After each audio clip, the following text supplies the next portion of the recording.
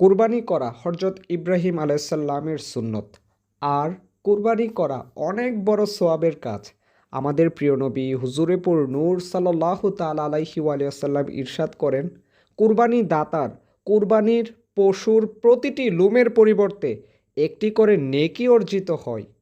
কুরবানি করার ক্ষেত্রে আমরা পশুদেরকে বিভিন্ন কষ্ট দেই, যা মোটেও উচিত নয়।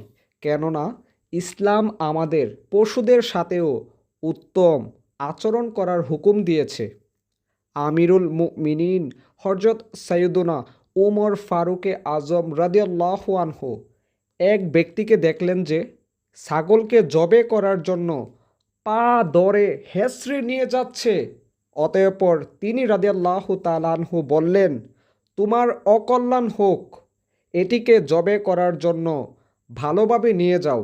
ইনশাল্লাহ তাআলা আমরাও নিয়ত করি, আমরা কুরবানির পশুকে কষ্ট দেওয়া থেকে ইচ্ছাকৃতভাবে হোক অনিচ্ছাকৃতভাবে হোক আমরা ইনশাল্লাহ তাআলা সর্বোচ্চ খেয়াল রাখব।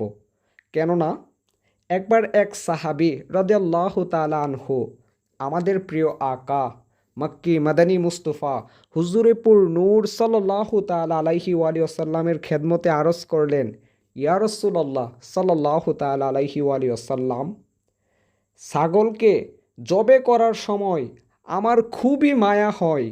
তখন প্রিয় আকা সাল্লাল্লাহু তাআলা আলাইহি ওয়াসাল্লাম ইরশাদ করলেন, যদি সেটার প্রতি করুণা করো, আল্লাহ পাক তোমার প্রতি দয়া করুক।